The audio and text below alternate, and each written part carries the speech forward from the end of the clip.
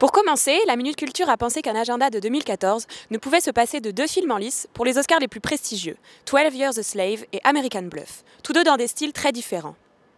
L'un dénonce, avec une manière assez classique, mais un regard brutal, l'histoire de l'esclavage aux USA, et l'autre est un polar mafieux plein d'humour qui retrace l'une des plus grandes arnaques des années 70 aux USA. On vous propose ensuite The Monuments Men, un film au rythme haletant, où on retrouve George Clooney entouré de Matt Damon, Bill Murray ou encore notre Frenchie Jean Dujardin.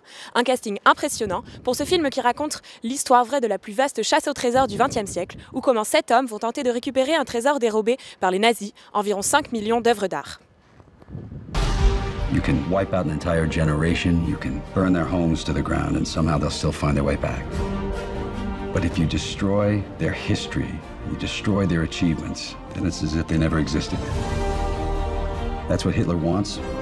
That is exactly what we're fighting for. Après Moonrise Kingdom en 2012, Wes Anderson revient avec The Grand Budapest Hotel, un film tout aussi décalé et plein de fantaisie. Il retrace l'histoire de l'amitié du concierge de l'hôtel et son employé, qui vont se retrouver dans divers rebondissements assez déjantés. Bref, on a envie de rire, de découvrir les couloirs de l'hôtel, et on est plus qu'emballé par le casting. You can't arrest him simply because he's a bloody immigrant. Oh, take your hands off my lobby boy!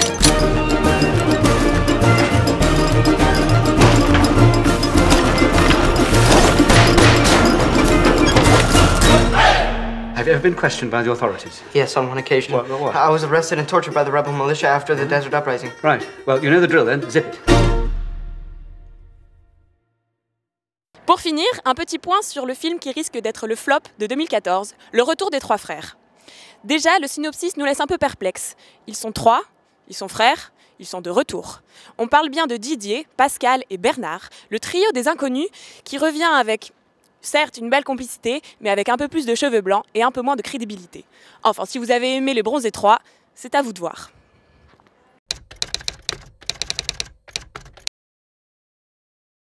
La Minute Culture a pensé à tes bonnes résolutions de 2014, surtout pour aller en amphi dès le matin. On a trouvé pour toi un réveil assez vicieux. Cette application s'appelle Sleep If You Can. Le principe, c'est de prendre en photo un objet qui est plutôt éloigné de ton lit au moment où tu règles le réveil. Et comme ça, le lendemain, quand la sonnerie ne s'arrête pas de sonner, jusqu'à ce que tu aies repris exactement la même photo. Donc tu es obligé de te lever. C'est bien beau d'être arrivé en amphi, mais maintenant tu t'ennuies un peu. Alors la Minute Culture a trouvé le site immanquable pour t'occuper en amphi. Ça s'appelle BuzzFeed, parce qu'il a sorti sa version française il y a quelques mois. Le principe reste le même, répertorier les grandes tendances du net avec des listes un peu décalées, comme les 17 symptômes de la déprime post-Erasmus ou les 20 films qui auront 20 ans en 2014. Le contenu de la version française est lui traduit par des utilisateurs de l'application Duolingo, mais également une production inédite centrée sur la culture francophone. Par exemple, les 46 communes françaises avec un nom un peu absurde.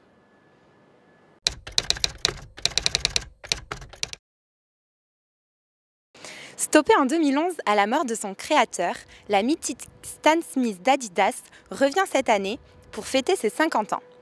C'est en 1964 que Robert Hayet, numéro 1 du tennis français, invente sur demande de la marque la première basket de tennis tout en cuir. 15 ans plus tard, elle prend le nom de Stan Smith en référence au meilleur tennisman de l'époque. La basket verte et blanche devient l'emblème du milieu du hip-hop new-yorkais et un groupe comme Run DMC va même jusqu'à en faire la pub dans une de ses chansons, My Adidas.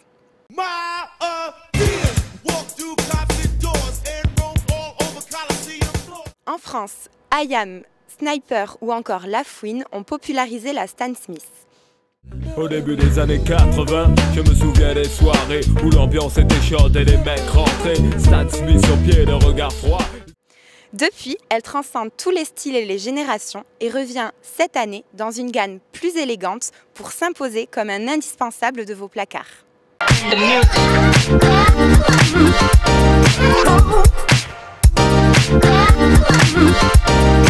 Oh,